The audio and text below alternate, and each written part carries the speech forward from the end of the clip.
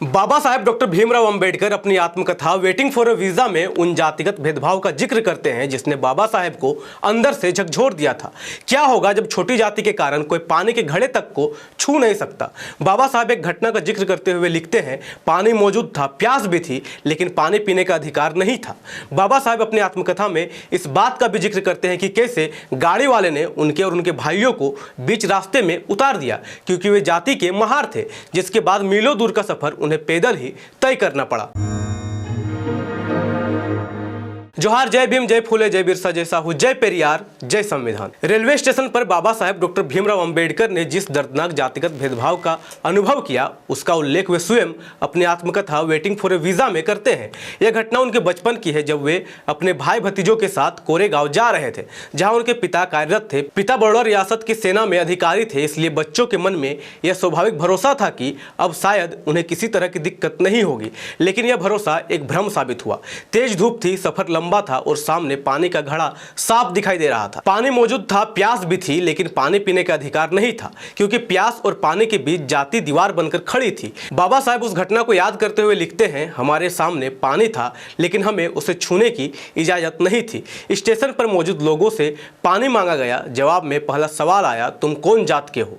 जैसे ही बताया गया कि महार है, माहौल बदल गया। कोई छूने को तैयार नहीं था, कोई पानी देने को तैयार नहीं था। बाबा साहेब आगे बताते हैं कि कई घंटों बाद एक व्यक्ति ने दया दिखाई, लेकिन वह भी इंसानियत से नहीं बल्कि अपमान के साथ। उसने घड़ा ऊंचाई से पकड़ा और ऊपर से पानी उड़ेल दिया ताकि उसका बर्तन अपवित्र ना हो। बाबा साहेब उस समय की अपने पीड़ा को याद करते हुए लिखते हैं, हमें पानी मिला लेकिन वह बराबरी के साथ नहीं, अपमान के साथ मिला।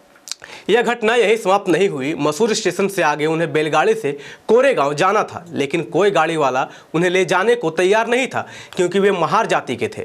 कई कोशिशों के बाद एक गाड़ी वाला उन्हें ले जाने को तैयार हुआ, लेकिन उसने ज़्यादा पैसे मांगे। फिर भी बाबा साहेब राजी हो गए, लेकिन रास्ते में जब उसे उनकी जाति का पता चला तो उसका व्यवहार बदल गया। उसने बिना किसी झिझक के बीच रास्ते ही उन्हें उतार दिया, जिसके बाद बाबा साहेब, उनके भाई और भतीजों को पैदल ही जाना पड़ा। इस घटना पर बाबा साहेब अपनी आत्मकथा लिखते हैं, हमारा अपराध केवल यह था कि हम अछूत पैदा हुए थे।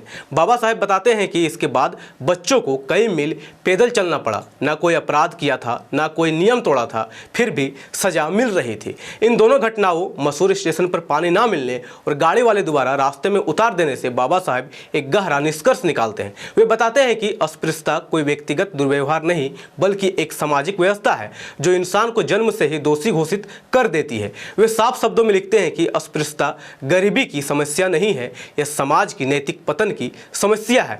मसूर स्टेशन से कोरेगांव तक की यह यात्रा सिर्फ दूरी की नहीं थी, यह बाबा साहेब के मन में हमेशा के लिए बैठ जाने वाले अपमान की यात्रा थी, जिसका जिक्र वे वेटिंग फॉर ए वीजा में करते हैं। यह घटनाएं हमें बताती है कि भारत में देश के मूल निवासी बहुजन समाज का संघर्ष आज़ादी से पहले भी था और बाद में भी जारी रहा। आज भी पानी पीने की कोशिश करने वाले 8 साल के मासूम इंद्र मेघवाल की हत्या हो जाती है। बाबा साहेब की आत्मकथा हमें याद दिलाती है कि जब तक पानी और सफर भी जाति से तय होंगे तब तक लोकतंत्र और समानता सिर्फ शब्द बनकर रहेंगे। इस किताब में बाबा साहब ने यह भी बताया है कि कैसे सिर्फ उनकी जाति के कारण गांव में रात बिताने के लिए उन्हें जगह नहीं मिली और कैसे सिर्फ जाति के कारण पारसी धर्मशाला से उन्हें आधी रात को अपमानित करके निकाला गया। अगर आप चाहते हैं कि इन घटनाओं पर भी वीडियो लेकर आना चाहिए तो कमेंट जरूर करें। साथ ही वेटिंग फॉर ए वीजा में हिंदू धर्म की नैतिकता पर सवाल उठाते हुए बाबा साहब कहते हैं, जिस समाज में इंसान को छूने, बैठने और पानी पीने का अधिकार ना हो वह समाज नैतिक नहीं हो सकता। बाबा साहब ने वेटिंग फॉर ए वीजा में अपने अनुभवों को व्यक्त किया है, जिसे हर किसी को एक बार पढ़ना जरूर चाहिए। धन्यवाद। जय संविधान, जय लोकतंत्र, जय भीम, जय मूल निवासी। MNT न्यूज नेटवर्क को सब्सक्राइब करें, लाइक और फॉलो करना ना भूलें। साथ ही बेल आइकॉन दबाकर जन जागृति की मुहिम में जुड़े रहें।